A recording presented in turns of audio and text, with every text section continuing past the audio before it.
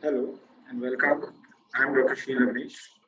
I'm the Chief Cardiac Surgeon and the head of the Department of Cardiothoracic Unit at Indira Gandhi Institute of Medical Sciences at Patna. Today, on this occasion of World Heart Day, I'm here to give you some brief uh, idea how to remain healthy because I deal with patients in and out who are having heart diseases and the reason behind having such heart ailments. So I take an opportunity on this occasion of World Heart Day to give some valuable tips which may benefit most of us who are unaware about the healthy lifestyle which they need to have and the healthy diet. So what I'd like to say is that heart disease, it has become kind of pandemic. It's the most important and one of the most common lifestyle disease which we are facing in present scenario the world over, and India is in this specialty because India also has become an epicenter for heart disease as well as other diseases such as diabetes, mellitus, and hypertension.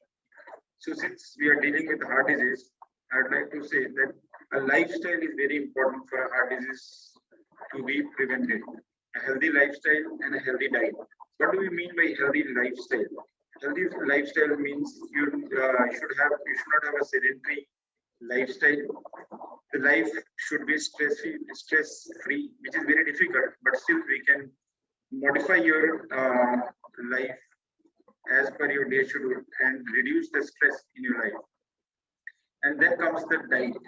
What kind of diet we are taking, whether it is full of fat, salt, and other habits such as alcohol and smoking.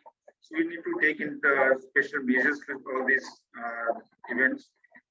What is most important for lifestyle that we have to have a regular exercise, be it that you join a gym, you do exercise on your room, you do a cycling. These are all forms of exercise where you cut down your calorie intake.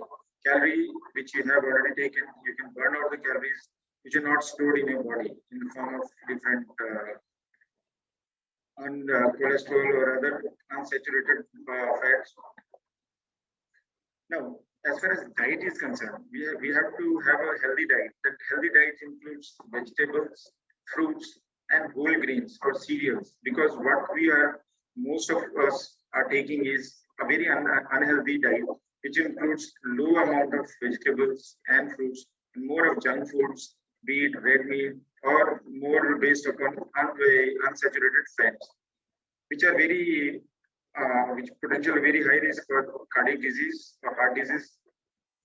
And similarly, the salt intake that has to be taken care of because a teaspoon of salt per day, that is amounting to around 1500 milligrams of salt, that is sufficient for a healthy adult.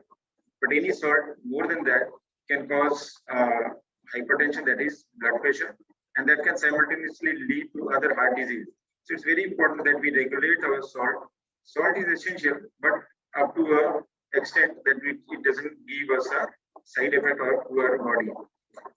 Now, as far as fat is concerned, because fat is a very important component of our diet, I'm not saying that we should not take fat, but the quality of fat, what kind of fat we are supposed to take.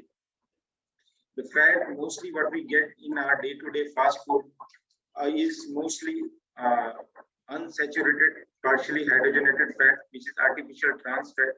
So these are the fats which reduce our good cholesterol, that is the HDL cholesterol, and that increases our bad cholesterol, that is the LDL cholesterol. So what we need to do is cut down on these trans fat, these partially hydrogenated fat, and limit the intake of saturated fat, which we take mostly in the form of red meat, mostly in the form of dairy products if you are taking it in a very high quantity. And what we need to take mostly is polyunsaturated fatty acid, be it omega-3 fatty acids, monosaturated and polyunsaturated fatty acid. These are beneficial, which we get through fish, which we get through spinach, walnuts, avocados, nuts. These are the foods which increase our good cholesterol and decreases our bad cholesterol. So I'm not saying that fat intake should be reduced, but the quality of fat intake should be changed. And as far as next component of our diet is sugar. Sugar, essentially, we don't need to add sugar to our diet because the sugar amount in our normal day-to-day diet, be it in fruits or other things, is more than sufficient. To suffice. But whatever extra sugar which we are adding, that adds to our lot of empty calories, which just get accumulated in the body in the form of fat or be it other saturated fats in the body. And one more thing which we have to add in our diet is fiber. The high content of fiber, that is very essential in many aspects because the fat, if you have a high fiber in your diet, it reduces the absorption of fat and mobilization of fat through the gut. So you, in fact, what happens is your fat absorption is low. So in fact, you get a benefit that whatever fat you are ingesting, because of the high fiber diet, your fat component is getting less absorbed. Your gut motility is better because of fiber, high fiber in your diet. Now, there are different types of fiber, be it an insoluble one, be it a soluble fiber. Insoluble fibers are mostly in the whole wheat and grains which we are taking. It is in the carrots, celeries, and salads which we take. And the soluble ones which we get mostly in the fruits, which we get in the citrus fruit, which we get in the berries, apples. So these are the fibers which we need to add into our diet.